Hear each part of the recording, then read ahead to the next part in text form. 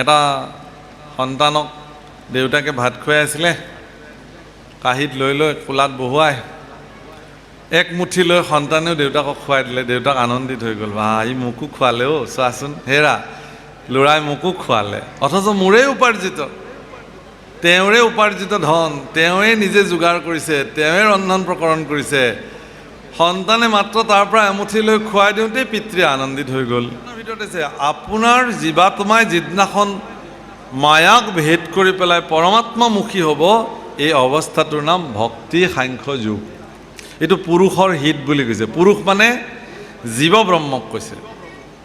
মানে এতিয়া বহুতে প্ৰশ্ন কৰে যে আত্মা কি, জীৱ কি, মন কি, ইন্দ্ৰিয় কি, এইবিলাক বেলেগ বেলেগ বস্তু। এতিয়া পৰমাত্মাৰ পৰা বিচ্ছুৰিত যিটো শক্তি সেইটোক আত্মা বোলে। সেই আত্মা মন দাপোনত যেতিয়া নিজৰ প্ৰতিচ্ছবি দেখিব, সেই প্ৰতিচ্ছবিটোৰ নাম জীৱ। বুজিলে নে কথাটো? আত্মা যেতিয়া এখন দাপোনত যেতিয়া আপুনি নিজক দেখিব, দাপোনৰ পিছফালেও আপুনি এটা নাচে জানো প্ৰতিচ্ছবি? সেইটোতো আপুনি নহয়। আপুনি এনেকুৱা কৰিলে সিও এনেকুৱা কৰিব, দৰাচলতে সেইটো একো নহয়। কিন্তু শৰীৰৰ ভিতৰত যিটো আত্মাৰ প্ৰতিচ্ছবি মন, মনত যিটো দেখিছে, অৰ্থাৎ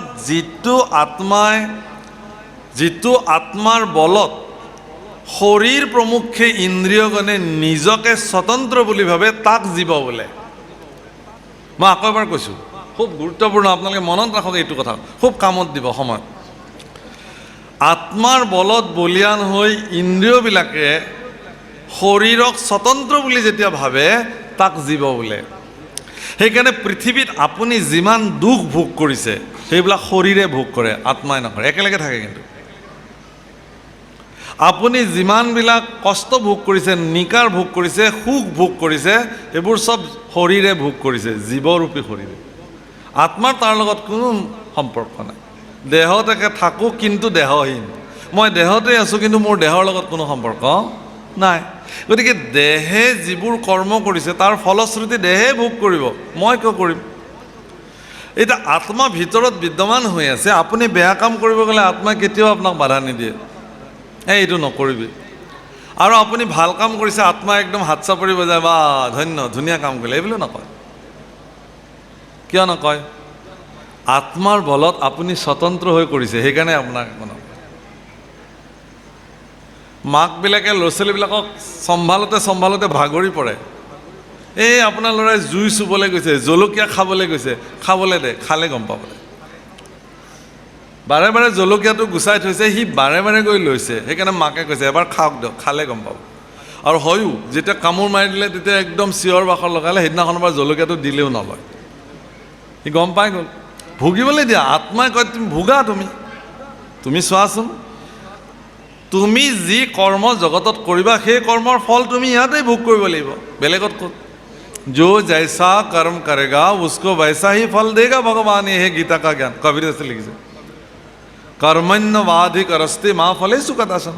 কৰ্ম আপুনি কৰি যোৱাটো আপোনাৰ কাম, ফল বাঞ্ছা কৰাটো আপোনাৰ কাম নহয়। কিন্তু আমি ফল বাঞ্ছা কৰি কৰি কাম কৰোঁ। লাওৰ গুটিটো মাটিত দিলোঁ নে নাই ভাবিলোৱে, কিমান লাও লাগিব, কেনেকৈ ওলমি ওলমি লাগিব, প্ৰথমতে অমুকক দিব লাগিব এটা, চব হিচাপ মনে কৰিয়ে পেলালে। মন আকৌ ইমান স্পীডি, লাও মাটিত গুটিটো পৰাই নাই, কিন্তু মনে একদম লাওৱে ভাগ কৰি পেলালে, কাক কাক দিব লাগে বা কিমান। সেইকাৰণে হে প্ৰভুসকল, আত্মাই আপোনাক ফলটো ভোগ কৰিবৰ কাৰণে দিয়ে।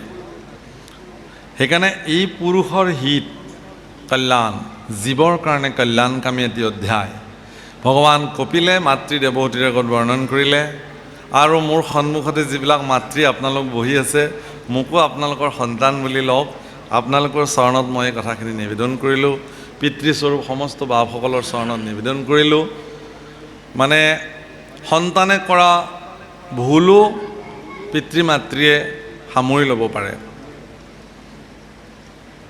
এটা সন্তানক দেউতাকে ভাত খুৱাই আছিলে, কাঁহীত লৈ লৈ কোলাত বহুৱাই এক মুঠি লৈ সন্তানেও দেউতাকক খুৱাই দিলে। দেউতাক আনন্দিত হৈ গ'ল, বা ই মোকো খোৱালে অ', চোৱাচোন হেৰা ল'ৰাই মোকো খোৱালে, অথচ মোৰেই উপাৰ্জিত, তেওঁৰে উপাৰ্জিত ধন, তেওঁৱে নিজে যোগাৰ কৰিছে, তেওঁৱে ৰন্ধন প্ৰকৰণ কৰিছে।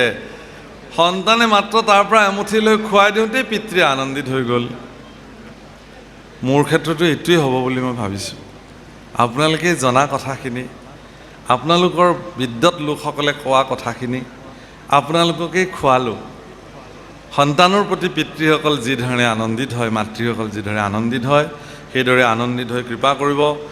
দিব্য সিংহাসন বহি আছে, ভগৱন্ত পুৰুষ সাক্ষাৎ আপোনাসৱৰ হৃদয়ত বিদ্যমান হৈ আছে।